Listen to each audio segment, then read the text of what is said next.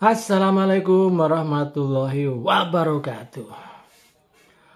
Ada berita soal Bapak Mahfud MD, pasangan cawapres dari Ganjar Pranowo, akan mengundurkan diri dari Menko Polhukam, mundur dari kabinet Bapak Joko Widodo. Saya kira semakin lengkap rencana-rencana PDIP untuk mencicil strateginya dalam rangka memenangkan pasangan Ganjar Pranowo dan Profesor Mahfud MD. Sebenarnya apa sih dampaknya ketika Pak Profesor Mahfud MD ini mengundurkan diri dari kabinet Presiden Joko Widodo? Yang jelas salah satunya adalah akan buka-bukaan secara blokosuto, secara terbuka, di mana selama ini Pak Mahfud MD memang dalam debat dan dalam beberapa pernyataan terakhir itu masih agak sungkan-sungkan gitu. Sebab lucu juga, beliau masih menjadi menteri tapi membuka, dalam tanda kutip, membuka aibnya sendiri di mana beliau duduk sebagai Menko Polhukam. Nah, barangkali ketika kelak nanti benar-benar sudah mengundurkan diri, nah disitulah barangkali data-data, kemudian rahasia-rahasia, kemudian semua selintutan-selintutan yang terkait dengan masalah hukum, lika-liku persoalan hukum, saya kira Pak Mahfud akan makin blak-blakan, akan makin dalam tanda kutip mengumbar beberapa kesalahan yang beliau lihat dan beliau tidak mempunyai jangkauan atau tidak mempunyai kekuasaan untuk bisa menyelesaikan. Ini pasti menarik dan tentu akan membuat ketar-ketir bagi lingkungan istana negara. Jadi kalau sudah membahas lingkungan negara, istana negara ini seolah-olah ini seperti Rocky Gerung aja ini. Tapi ya logikanya memang begitu saja sebenarnya.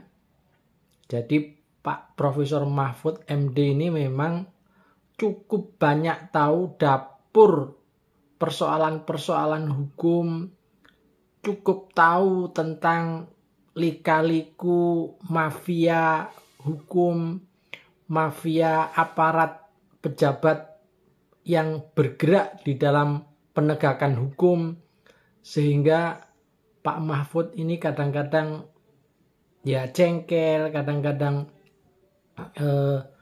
dalam bahasa Jawanya itu pingin muntap tetapi tidak punya kekuasaan lebih karena masih ada di atasnya, yaitu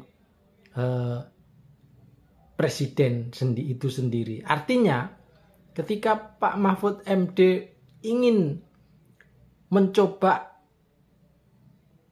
menerapkan hukum yang pas atau mencoba membangun hukum yang benar-benar tegak gitu, sementara di atasnya itu tidak demikian, maka Pak Mahfud saya kira juga punya keterbatasan. Jadi saya kira berita tentang rencana mundurnya Pak Mahfud MD ini di satu sisi memang berita gembira, tapi di sisi lain barangkali juga ada rasa khawatir lalu nanti siapa penggantinya Pak Mahfud MD ini. Artinya pihak koalisi Ganjar Mahfud akan makin tertutup untuk melihat fakta-fakta hukum yang kelak akan terjadi berikutnya. Karena salah satu menterinya sudah tidak di dalam kekuasaan lagi. Jadi sekali lagi, salah satu hal yang paling akan mencolok dan kelihatan ketika Pak Mahfud itu nanti berada di luar kekuasaan, dalam pengertian berada di luar jabatan beliau sebagai Menko Polhukam, maka beliau akan bebas berbicara, beliau akan buka-bukaan selebar-lebarnya dengan harapan masyarakat akan makin tahu, masyarakat juga akan makin terbuka betapa sesungguhnya persoalan hukum di negeri ini benar-benar sangat dan sedang amburadul. Untuk itu, tentu beliau sebagai, kalau nanti terpilih sebagai wakil presiden, berharap akan bisa mempunyai jangkauan kekuasaan untuk bisa membantu menyelesaikan persoalan-persoalan hukum, membantu menyelesaikan masalah mafia-mafia hukum di tanah air ini. Dan persoalan hukum memang ini yang sangat menonjol dan sangat mengerikan, khususnya ketika ada ketidakadilan yang sedang terjadi di masyarakat. Sebutlah kasus-kasus pertanahan, kasus-kasus tambang ilegal, kasus-kasus persoalan di kehakiman, di kejaksaan, di kepolisian, di mana banyak aparat yang tidak menjunjung tinggi etika dan melanggar melanggar tata aturan, tetapi bisa melenggang kangkung dengan gagah dan perkasa. Sementara rakyat ketika ingin menempuh keadilan harus melewati lorong-lorong jalan yang berliku dan sulit, dan kadang-kadang sering berputus asa. Kenapa? Ya karena persoalan-persoalan hukum dikangkangi oleh para aparat penegak hukum yang mentalnya jorok dan busuk itu. Nah, di sini saya kira Pak Mahfud MD nanti akan makin bisa buka-bukaan dan barangkali bisa menjadi bagian dari solusi terhadap persoalan-persoalan hukum yang terjadi di tanah air ini. Indonesia ini memang sangat luas. Indonesia ini juga sangat kaya raya. Tetapi kenapa penguasaan hak kekayaan atas negara ini hanya dikuasai oleh beberapa gelintir manusia saja? Itu ternyata salah satu ujung-ujungnya berada di persoalan hukum.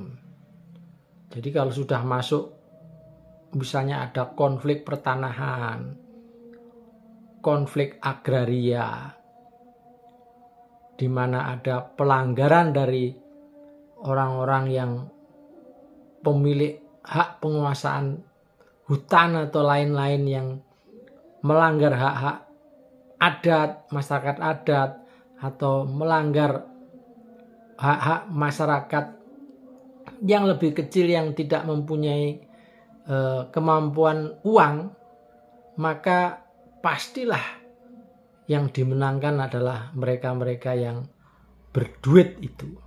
Sehingga di sini menjadi persoalan dan mata kepala Pak Mahfud hampir hari-hari, hampir tiap hari melihat hal seperti itu, tetapi tidak punya kuasa, tidak punya kemampuan, karena ada batas kekuasaan yang beliau miliki.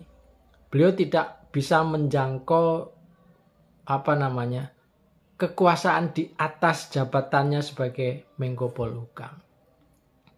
Nah, persoalan berikutnya tentu tinggal kita tunggu kapan kira-kira Pak Mahfud ini benar-benar akan keluar dari kabinet.